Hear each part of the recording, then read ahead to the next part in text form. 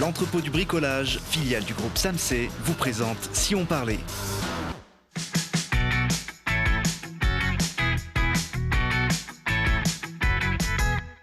Allez, bonjour à tous, bienvenue dans Si on parlait, l'émission qui vous donne la parole chaque jour pour savoir ce qui se passe près de chez nous.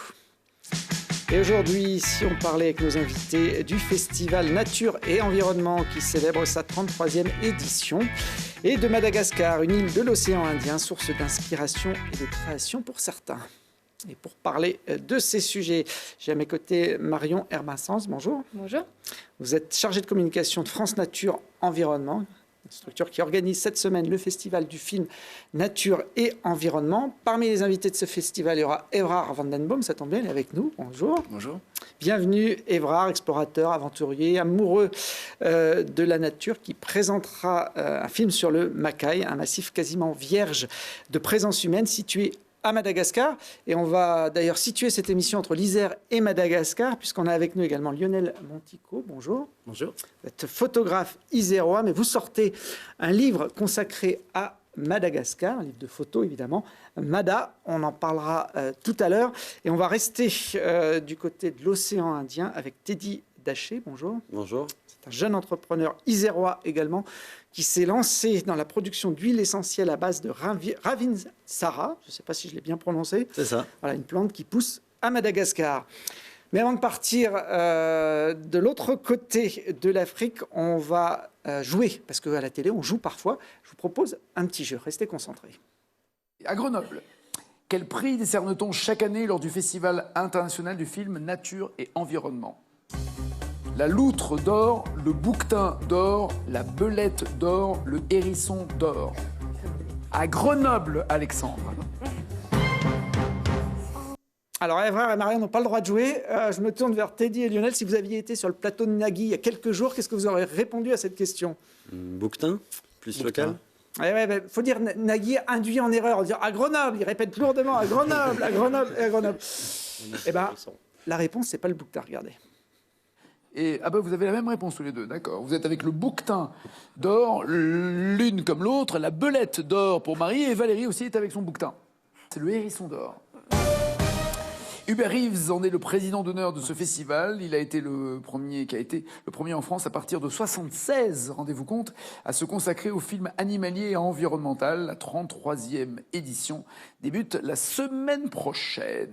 Voilà, tout est dit. Vous étiez au courant, Marion, vous la chargée de communication de ce festival? Oui, j'étais au courant, mais j'avais pas vu la séquence, c'est très drôle. Bon, il fait ça gracieusement, Nagui, ou ça fait partie du plan de com? Et c'est vraiment gracieusement, quoi. Ils ont découvert ça par hasard. Bon, c'était il y a quelques jours sur France Télévisions. Il a tout dit pratiquement, un des plus anciens festivals du genre en France, et évidemment en Isère, 1976, la première édition. C'est facile d'ailleurs de se renouveler quand on a plus de 3 décennies d'existence? Les objectifs, eux, ne changent pas parce qu'on est toujours sur vraiment de la sensibilisation du public aux enjeux environnementaux grâce à l'image.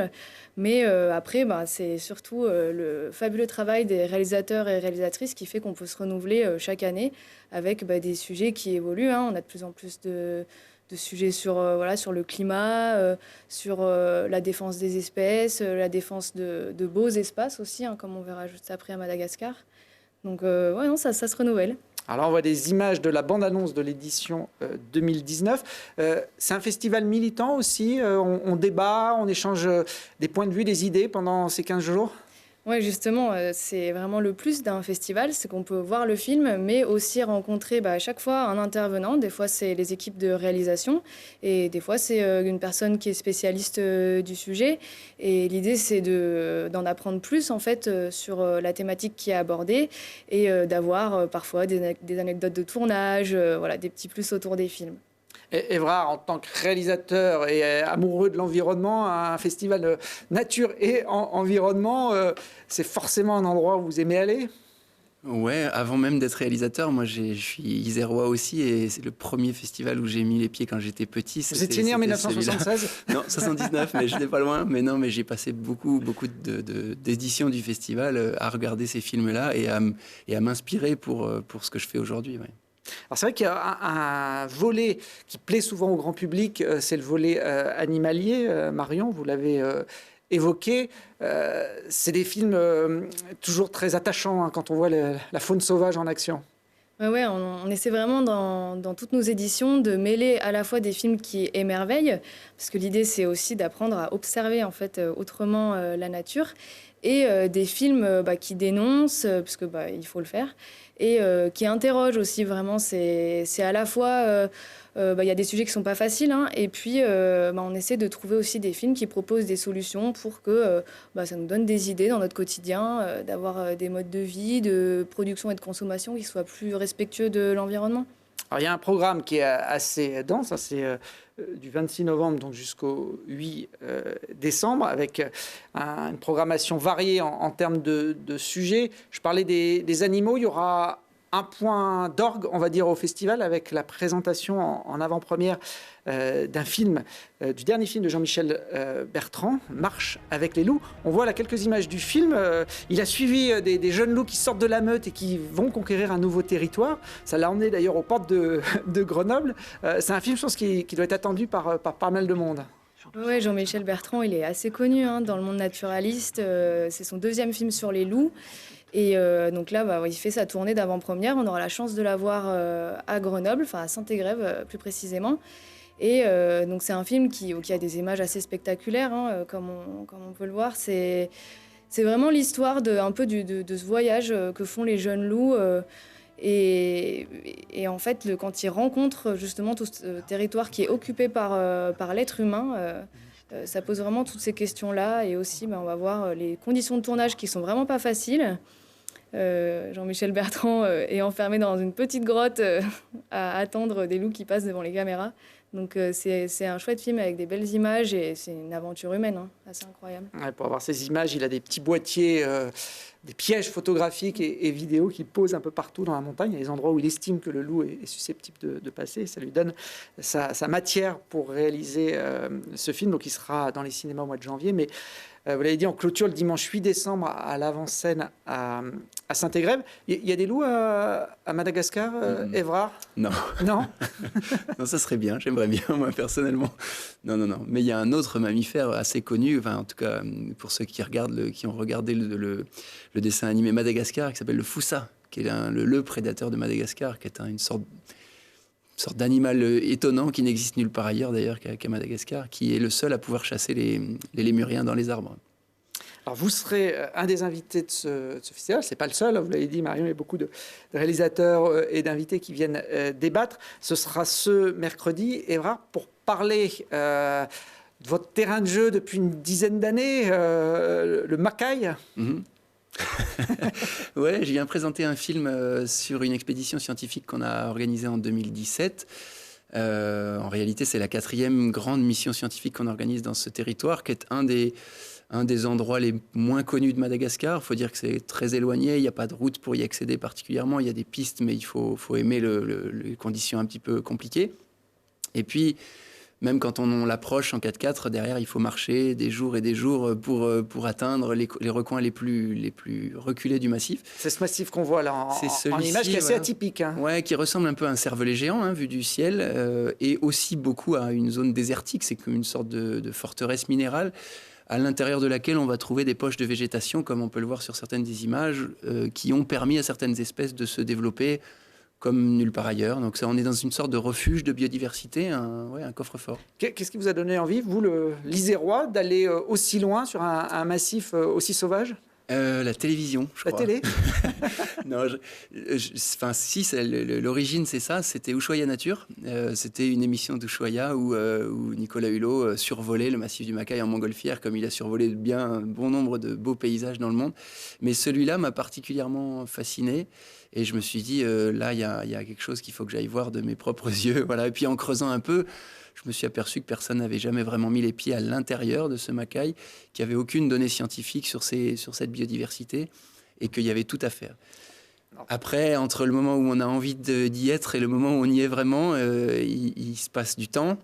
Et puis les idées changent. Moi, la première idée, c'était de mettre les pieds dedans. Puis la deuxième idée, ça a été de dire, mince, c'est en train de partir en fumée, il faut faire quelque chose pour le protéger. On le voit sur ces images, c'est plus simple de survoler le Macaï en montgolfière que d'y aller à pied. Oui, ceci dit, pas vraiment, parce qu'en l'air, il y a des turbulences terribles. Ah, et aussi. donc, donc, on a quelques anecdotes d'accidents de montgolfière dans le Macaï. Donc, non, moi, perso, je préfère rester les pieds sur terre et essayer d'évoluer dans ces canyons parce que c'est amusant plus que dangereux. C'est un territoire qui paraît comme ça assez difficile, mais qui finalement se pénètre assez facilement. On marche dans les fonds de rivière tout le temps, on a les pieds dans l'eau tout le temps, mais il n'y a pas de grand danger. Et c'est extraordinaire. C'est vraiment un des plus beaux paysages de Madagascar. Et en plus, pour ceux qui aiment la nature et qui aiment particulièrement la biodiversité, Madagascar, c'est quand même le must. Hein. C'est un des musts, en tout cas. Donc, on y trouve à peu près tout. Le sport, l'aventure, la beauté et puis cette nature extraordinaire de Mada. Cette mission scientifique que vous allez donc présenter à travers ce film, elle a quelle vocation, quel objectif ? Alors, pour être plus précis, c'était dans le cadre d'un projet plus global qui, comme vous l'avez dit, date de 10 ans maintenant, qui est un projet de conservation du massif du Macaï. Et donc, Nature Évolution, l'association que j'ai créée pour protéger le Macaï, est aujourd'hui gestionnaire de cette nouvelle aire protégée. Le Macaï a été... C'est chez vous ? Entre Plus ou guillemets. moins. En tous les cas, on a le mandat de gestion que le gouvernement malgache nous a octroyé. Et dans ce mandat, on doit faire des travaux de recherche scientifique. On doit aussi essayer de développer l'économie des populations locales. On doit tout faire pour que la nature soit protégée et les populations locales vivent le plus possible en harmonie avec cette nature. On voit quelques images de ce film et notamment des espèces que les scientifiques découvrent dans ce Macaï, qui a été pratiquement préservé de l'homme depuis de nombreuses années. Oui, disons pendant plusieurs milliers d'années, ça a été protégé parce que c'est assez effrayant de voir cette muraille-là. On n'a pas spécialement envie d'y pénétrer, sauf à être né ici en montagne et à avoir envie de faire du canyoning et de la montagne. Mais sinon, les populations locales ont plutôt tendance à voir le Macaï de loin et à préférer le voir de loin. En revanche, depuis quelques années maintenant, il y a des changements notoires de quantité d'eau dans les rivières, de gibier dans les forêts, de capacité à survivre, du coup. Et donc, ils sont amenés de plus en plus à pénétrer à l'intérieur de ces forêts et à y réaliser malheureusement des activités qui sont aujourd'hui destructrices, telles que le braconnage, les feux de brousse et diverses collectes d'espèces qui sont complètement uniques à ce massif et qui ne survivent pas bien longtemps quand on vient les prélever. On a vu que vous utilisiez, comme Jean-Michel Bertrand, les petits boîtiers, les pièges photographiques. Les caméras trappes, ouais, c'est le seul moyen, d'une certaine manière, de filmer quelques espèces qui sont très, très furtives, très sensibles à la présence humaine. Donc nous, on en utilise des dizaines dans ces expéditions-là pour essayer de capter 10 secondes d'une espèce qu'on ne voit pas, sinon impossible à voir. Alors, ce qui est particulier dans cette mission, en l'occurrence, c'est que vous y avez amené des scientifiques, mais avec également ce que vous appelez des éco-volontaires. Oui, alors c'est un type de tourisme, hein, si on peut dire ça comme ça, sauf que c'est du tourisme... Quand on voit les images, on se demande si... Oui, alors c'est du tourisme engagé déjà. C'est-à-dire que les gens, quand je dis engagé, c'est pas dans le sens de prise de risque, c'est plutôt dans le sens de l'action concrète pour la conservation de la planète qu'on a tous envie a priori de protéger.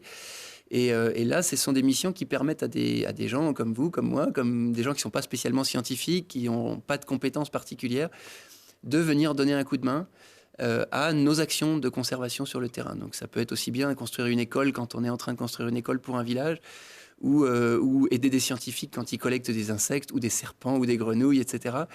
Ça peut être également de faire des ateliers de sensibilisation pour les enfants. Enfin bref, en fait, l'idée de ces missions d'éco-volontariat, c'est d'être au service de la conservation de la nature et du développement de ces populations locales. Donc, ils viennent pendant 2 semaines, 3 semaines, et ils vont participer aux actions et aux programmes d'action de Nature Évolution sur le terrain.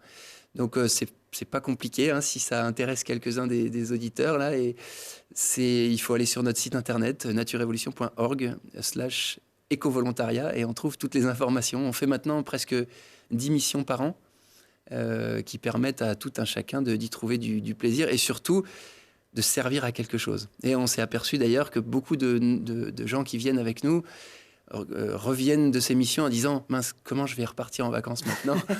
Parce que c'est des vacances, on se fait vraiment plaisir, on s'accomplit et en plus, on est utile. Ouais. Bon, il n'y a pas que le Macaï dans les destinations touristiques que vous proposez sous cette formule. Là, on voit quelques images de l'Indonésie, où là également, vous avez déniché un endroit à préserver. Ouais, un joli monde perdu également, qui est sur l'île de Sulawesi, précisément au sud-est de l'île de Sulawesi. Et on essaye, là on n'est pas au même stade qu'à Madagascar, mais on essaye de créer une nouvelle aire protégée également là-bas, autour de la plus grande zone de forêt primaire intacte qui reste encore à Sulawesi. Et Sulawesi, après Java, Sumatra et Bornéo, c'est la 4e plus grande île d'Indonésie. Et elle est en train de subir les mêmes types de pression, d'huile de palme, de mines de nickel, de tout ce que vous voulez, du pétrole et autres exploitations forestières. Malheureusement, ce n'est pas en bonne voie. Et notre sentiment, c'est que plutôt que d'essayer de remettre en état des espaces naturels qui ont été dégradés, commençons d'abord par protéger ceux qui ne sont pas encore dégradés. Voilà. Donc notre mission, c'est ça chez Nature Évolution, c'est d'essayer de protéger les dernières zones vierges de la planète. Bon, une association iséroise qui est une ONG non gouvernementale, c'est ça, votre organisme, qui rayonne un petit peu partout sur la planète. Si vous ne savez pas quoi faire pour vos prochaines vacances, en plus, il y a l'avantage, c'est que c'est déductible des impôts, le prix du séjour, entre guillemets. Tous les frais de la mission sont déductibles des impôts, effectivement. Comme un don peut l'être à n'importe quelle association. Voilà, mais là, le don, on le fait directement sur le terrain en donnant de sa personne. Et ça, vous nous avez ramené, c'est du miel qui nous vient du Macaï. Oui, c'est la toute première mielée du Macaï, exactement, qui est sortie il y a quelques mois et qui est parmi les différentes initiatives qu'on essaie de mener pour permettre aux populations locales de mieux vivre, d'avoir des revenus différents et surtout d'obtenir des revenus basés sur la bonne santé de l'écosystème. On s'est dit que l'apiculture, c'était une bonne démarche, ainsi que l'écotourisme d'ailleurs. Donc ça fait deux activités qu'on développe pas mal. Et là, maintenant, on est presque à 100 apiculteurs sur tout le territoire du Macaï. Et voilà, donc bientôt, on pourra, je l'espère, non seulement permettre à certaines familles de vivre mieux, mais aussi permettre d'alimenter les besoins financiers du projet de conservation du Macaï. C'est l'idée de ce projet d'apiculture. Natureevolution.org, voilà, pour du tourisme éco-volontaire, le site s'affiche, vous pouvez aller vous renseigner et composer comme ça votre prochain voyage. Absolument. C'est pas le Club Med, je préviens quand même ceux qui sont adeptes de ce concept de vacances, c'est pas pareil, mais c'est mieux. Non, mais c'est pas le bagne non plus. C'est pas le bagne non plus. Lionel, vous aussi, vous êtes un amoureux de Madagascar. Est-ce que vous avez déjà fait des photos du Macaï? Vous avez pu pénétrer ce massif? Non, pas encore, mais c'est dans un projet pas très lointain. Bon, je pense que je vais en discuter avec eux. Voilà, vous allez en discuter après, caler vos choses. En tout cas, c'est un pays que vous connaissez bien, sur lequel vous êtes tombé un peu sous le charme, on peut le dire comme ça? C'est ça, c'est un petit peu comme Evrard. Il y a eu Ushuaïa Nature à la télé qui m'a vraiment donné envie d'y aller. Il a créé des vocations, Nicolas Hulot. C'est ça. Et puis gosse, je feuilletais toujours des livres avec ces baobabs, ces lémuriens, toute cette faune. Et c'était un rêve d'enfant. Et un jour, j'ai eu l'occasion de pouvoir aller, parce que je travaillais pas très loin de l'île, de pouvoir faire un saut sur cette île et de faire un circuit. Et là, je crois que ça a été vraiment... Alors bien sûr, je suis allé voir les baobabs, bien sûr, je suis allé voir les tsing, je fais pas mal de choses. Mais je voulais faire ces paysages-là, je me suis régalé. Mais au final, je crois que c'est l'humain qui a pris beaucoup de place dans mes photos. Et c'est vraiment une population attachante et où je prends plaisir à découvrir à chaque fois.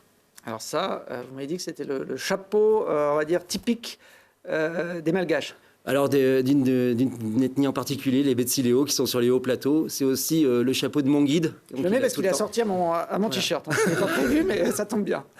Voilà, donc on le voit très souvent sur les hauts plateaux. C'est vraiment à peu près dans cette forme que les Malgaches le portent sur les hauts plateaux. Bon, alors on n'est pas là pour parler de mode malgache, mais de ce livre que vous venez d'éditer. Mada, c'est le surnom de Madagascar. C'est ça. On peut le voir comme ça. Un superbe livre de photos. Alors, je vais essayer de le manipuler sans le faire tomber, en ouvrant les pages tant bien que mal. C'est pas le plus simple. C'est un bouquin que vous avez mis combien de temps à réaliser, Lionel? Alors, l'idée, quand on est rentré de Madagascar, il y avait des images que je trouvais très intéressantes en noir et blanc. Et... quand j'ai calculé, j'ai à peu près 6 mois de photos sur place. Voilà, c'est plusieurs années de voyage à Madagascar. J'y reste à peu près 2 mois toutes les années. Et je vais voir différents secteurs. J'ai la chance d'accompagner des voyageurs, de leur faire découvrir cette île en leur apprenant également la photo sur ces territoires qui me fascinent. Donc j'ai la chance de retourner à des endroits identiques chaque année, de retrouver les mêmes populations, les mêmes gens. Ça me permet de leur ramener les photos que j'ai fait l'année précédente ou il y a 6 mois. Et ils sont vraiment très heureux. Des fois, ils me courent derrière pour me remercier des tirages. Et d'arriver à créer ces liens avec des populations parfois... Pour moi, c'est vraiment quelque chose, une source de joie. Alors, on va en voir quelques-unes de vos photos qui se trouvent dans ce livre. Vous maniez, vous l'avez dit, le noir et blanc, mais aussi la couleur. Il y a un mélange des deux dans ce livre. Voilà, l'idée, c'était qui a germé au cours de toute une année, parce que ça m'avait pris 12 mois pour faire ce livre. Voilà, je voulais mettre des photos noir et blanc et des photos couleur. Alors les mettre vis-à-vis, au début, ça me plaisait pas trop. Et puis finalement, j'ai trouvé l'idée de faire une partie en couleur avec des images sur Madagascar, donc le pays très coloré, et de reprendre ces mêmes photos et de les mettre en noir et blanc, mais sur un papier différent. Alors bien sûr, le but, c'est pas de comparer la photo couleur et la photo noir et blanc, parce qu'on sait très bien que c'est complètement différent. C'est juste de faire un autre voyage sur l'île, et d'avoir des sensations et d'éprouver des émotions différentes sur ce territoire. Alors, on voit les mêmes choses, mais avec une approche assez différente entre la couleur et le noir et blanc. Il y a un toucher sur le papier qui est complètement différent, parce que le papier noir et blanc... Il y a un papier glacé pour la couleur. Voilà, et un papier un peu plus bouffant, et avec de la structure pour le noir et blanc, ce qui donne quand même un caractère aux images. Et puis dans la partie centrale, on a mis les légendes. Donc je tiens à remercier aussi Marie Paturel qui m'a fait les beaux textes qui vont bien avec mes images, je trouve, et qui a su exprimer ce que moi j'avais trouvé intéressant dans les photos et que j'aurais jamais su faire par écrit. Ce livre, vous l'avez sorti à compte d'auteur, c'est que vous y croyez, c'est un projet qui vous tient à cœur. Comment on peut se le procurer? Là, on approche des fêtes, ça peut être effectivement une belle idée de cadeau, puisqu'on voit qu'il y a beaucoup d'Isérois qui ont un lien avec Madagascar ce soir. Alors sur mon site internet directement, lionelmontico.fr, à la librairie de l'université également prochainement. Bon. Combien vous vendez ce bel objet d'art? 50 €. 50 €. Bon, voilà, une belle idée de cadeau sur votre site. Noir et blanc ou couleur quand vous travaillez sans contrainte? Qu'est-ce que vous préférez en tant que photographe? Généralement, moi, je suis plutôt couleur. Mais sur certaines images, je les pense et je les fais en noir et blanc, même si je les réalise en couleur. Et elles restent en noir et blanc, en fait. Je les passe rarement en couleur. Bon, là, on voit quelques-unes de vos photos primées au cours de votre carrière, qui sont toutes en couleur. Ça, c'est un crabe de Cuba, je crois. Et puis, j'aime bien la dernière. Voilà, ça, c'est le Cervin. C'est le Cervin. Alors, il faut beaucoup de chance aussi pour arriver à faire une photo comme ça. Vous y avez passé combien de temps à attendre que les nuages se prêtent à votre mise en scène? Je suis allé plusieurs fois à Zermatt pour faire des reportages. Et une fois, j'ai eu la chance de voir des gros cumulus au-dessus du Cervin. On voyait pas la pointe. Et j'ai commencé à faire des photos avec ces gros nuages qui moutonnaient. Et puis en réfléchissant, j'ai dit, mais il y a beaucoup de vent. Si je faisais une pause un peu plus longue en mettant un filtre qui me permettait d'allonger le temps de pause, j'obtiendrais peut-être un mouvement intéressant. Et si jamais j'avais un petit peu de chance, je pourrais même voir la pointe. Tout s'est réuni et j'ai 2 photos avec le sommet. Et juste la lumière qui tire les nuages comme ça, j'ai trouvé ça vraiment... Elles sont magnifiques.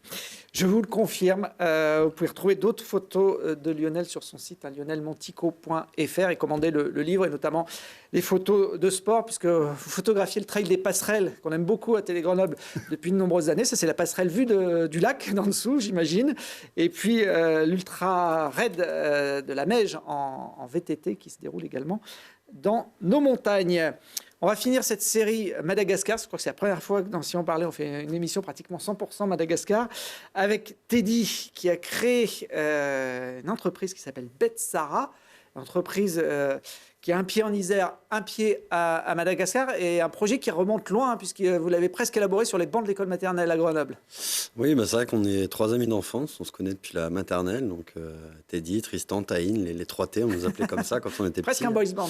C'est ça. Et du coup, l'idée est germée en fait de Taïn qui est retourné vivre à Madagascar il y a 12-13 ans, qui a créé la plantation de Ravinsara sur les terres de sa famille, sur les hauts plateaux malgaches, chez les Betsilés justement. Et du coup, Tristan a commencé à monter la société à 5 ans.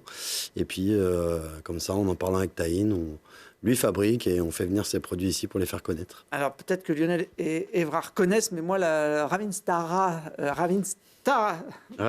voilà, c'est une plante qui m'était étrangère jusqu'à maintenant. C'est vraiment quelque chose de typique à Madagascar. Ouais, c'est du malgache en fait. Ravin veut dire feuille, Tsara veut dire bon, la bonne feuille, la feuille bonne à tout.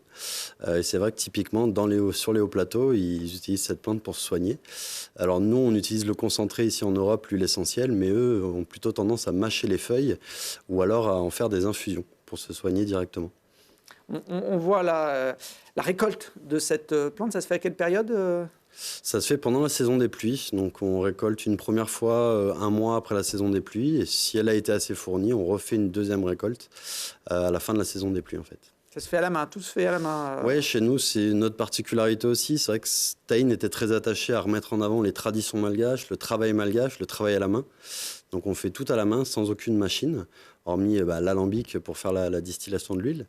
Mais c'est vrai que c'est comme ça aussi qu'on arrive à avoir une très bonne qualité et aussi un terroir assez particulier, les hauts plateaux malgaches, qui, comme c'est une plante hivernale, on ne se rend pas bien compte, mais à Madagascar, à 1100-1200 mètres d'altitude, en hiver, il fait quand même assez frais. La plante s'est donc renforcée, et ce qui fait qu'on arrive à avoir une très bonne qualité sur ce produit-là. Alors, là, vous nous avez amené le produit fini que vous commercialisez depuis Grenoble, mais il est fabriqué là-bas ou ici ? Toute la distillation se fait sur la plantation, parce qu'on doit faire la récolte, la transformation 3 à 5 jours de séchage, et on fait la distillation directement sur l'exploitation. Sur les images qu'on voit là. C'est ça. À l'ancienne, j'ai envie de dire. C'est vraiment de manière traditionnelle, traditionnelle, artisanale, donc avec tout ce qui a trait aux traditions malgaches qui sont assez lourdes, notamment les fumbagas, donc les bénédictions des ancêtres, des plantes, de tout ce qui fait qu'on arrive aujourd'hui à faire ce produit-là. Alors c'est un produit qui a été récompensé dans différents concours cette année. Vous êtes sur un filon, une petite niche, mais qui est assez porteuse. Oui, alors petite niche, oui et non. C'est vrai que les huiles essentielles ne sont pas forcément très connues, mais le Ravinsara, c'est aujourd'hui l'une des huiles les plus vendues en France, avec la lavande, avec le titri, l'arbre à thé, comme ça, qui sont des huiles assez connues. Et c'est vrai que c'est un must en hiver parce que c'est un antiviral, un stimulant immunitaire, donc on est en plein dans la période là. Vous la conseillez pourquoi ? Comment ça s'utilise ? Ça se boit pas, hein ? Non, vous le buvez pas. En fait, on peut l'utiliser en préventif et en curatif. Donc en préventif, ça permet de venir stimuler en fait tout le système immunitaire pour donner un coup de fouet au corps pour se préparer justement aux périodes hivernales. Et après, en curatif, tout ce qui va être viral, les rhumes, les grippes, les angines, les bronchites, les gastro. Sur un sucre, on dit souvent les huiles essentielles, c'est ça ? Alors, beaucoup de gens l'utilisent sur un sucre. Sur le Ravinsara, c'est pas forcément nécessaire parce que c'est une huile qui est très bien tolérée par le corps, donc on peut l'appliquer sur la peau directement, notamment sur les poignets, sur le thorax, sous la plante des pieds également, pour que ça pénètre le sang et que ça irrigue dans le corps. Ou alors en olfactif aussi, donc à respirer, en diffusion, en inhalation. L'ingestion, pour moi, est pas nécessaire sur le Ravinsara en tout cas. Si vous voulez vous faire une idée, vous allez sur le site Betsara, c'est le nom de l'entreprise iséroise qui commercialise ces produits. Il y a aussi des infusions, enfin vous avez différentes gammes de produits. Différentes sortes, justement pour faire découvrir aux gens une manière plus traditionnelle. Le Ravinsara en huile essentielle est fortement connu maintenant en France, mais les feuilles, personne ne connaît, alors qu'on n'a rien inventé, c'est la manière traditionnelle malgache. Bon, je verrai si j'arrive à éviter mon angine de l'hiver, j'en ai en général plusieurs au cours de la saison. Merci en tout cas, livre, chapeau, miel, festival, c'était très coloré aujourd'hui. Bonne continuation à tous, nous on se retrouve demain avec d'autres aventuriers pour d'autres aventures, mais je ne sais pas si on ira aussi loin que Madagascar.